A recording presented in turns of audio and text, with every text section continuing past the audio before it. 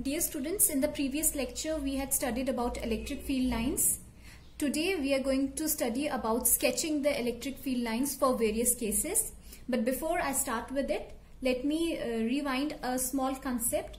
Suppose this is my source charge plus Q, and let me bring a test charge plus Q naught in vicinity of electric field of source charge plus Q. Now since both of them are like charges, my test charge would definitely, my source charge would definitely exert a repulsive force on plus Q naught. They both will experience a repulsive force between each other. Hence my source test charge would move away.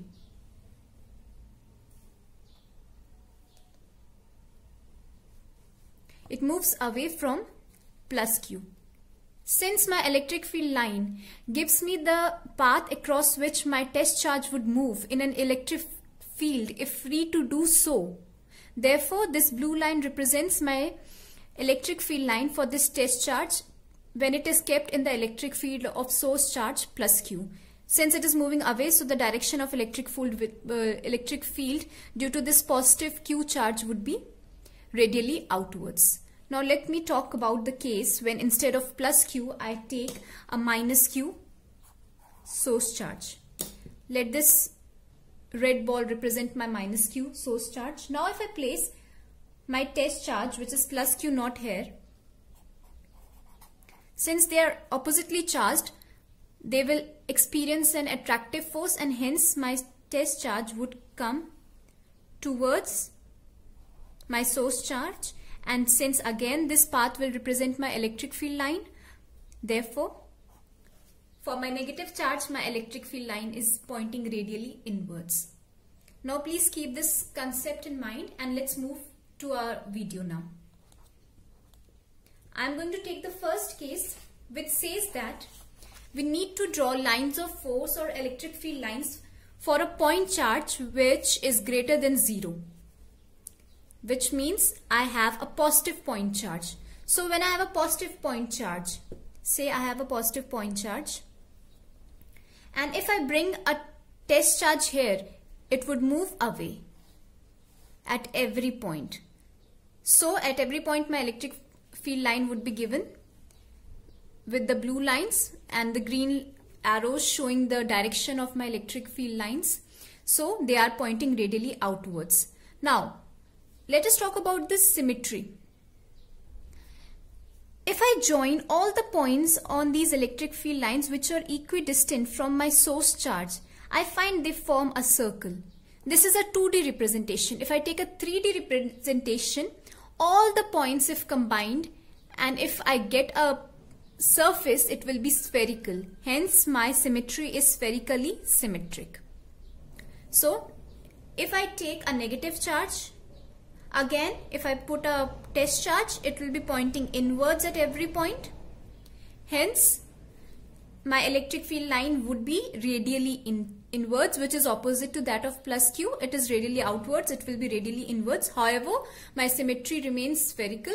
So both my positive and negative charge show spherical symmetry. However, for positive charge, my electric field lines are radially outwards, and for negative charge, my electric field lines are radially inwards. Let us move to the third case. Talking about a combination of positive and negative charge.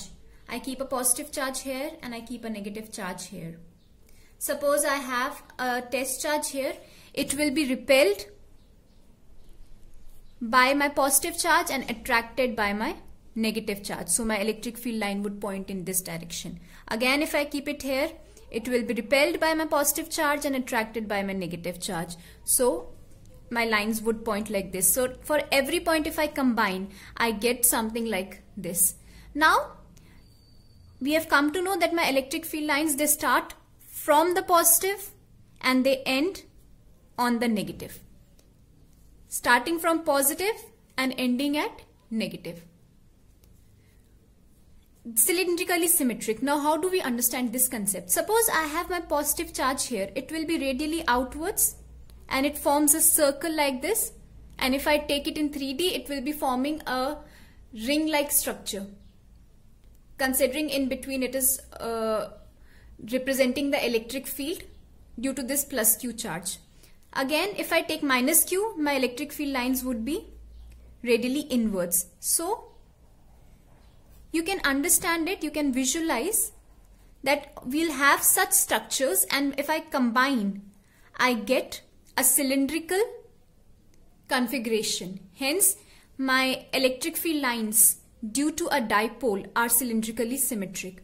Now, dear students, you would have remembered that in the previous lecture I told you that I'll be explaining the sixth property of electric field lines in my next video, and the sixth property said that the electric field lines have a tendency to contract lengthwise and to expand laterally. Now see, my plus and minus, since they are opposite charge, they will try to come close. They'll try to attract, and hence they'll try to come close, and hence they are contracting lengthwise. However, they are expanding laterally. So the significance of these points, these two charges coming closer and the electric field lines contracting lengthwise, is that it signifies the attractive force between the two charges. So this was the sixth property. Now coming back to our video lecture today. Now we had taken to the case when we have two oppositely charged charges. Now we are talking about the case when we have two similar charges. Both of them are point charge and both of them are equal. In this case, I'll have an electric field line pattern something like this, and then I'll have a neutral point N where electric field is 0 at the middle. However, if both of them are not equal, say if Q2 is less than Q1, then this neutral point will shift closer to my smaller charge. And if I talk about the symmetry, it's again cylindrical symmetry, because we have two charges.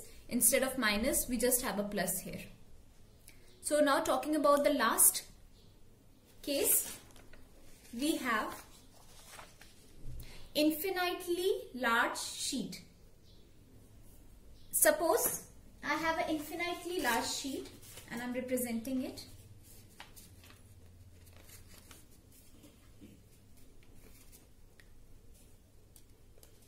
Suppose I have this infinitely large sheet. These nails on the sheet,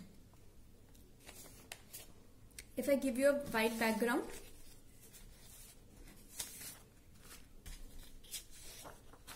you can see these nails on the sheet, they represent my electric field lines.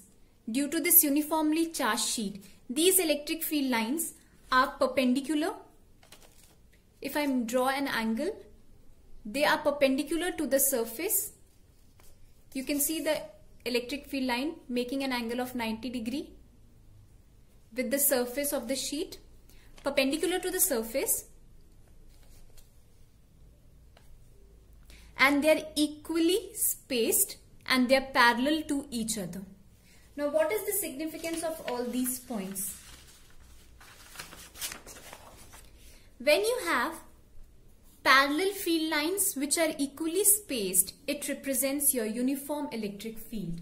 Hence, for an infinitely large sheet, we have electric field lines which are parallel to each other, directly normal outwards to the surface, and equispaced means having equal distance between them. So they form a uniform electric field. Well, my dear students, this was all about drawing the electric field lines due to various cases. It is very important from your board point of view. Kindly go through all these points again, and if you have any doubt, you're free to text me. I'll be responding you back in the link below my YouTube video. I hope this video proves beneficial to you. Thank you.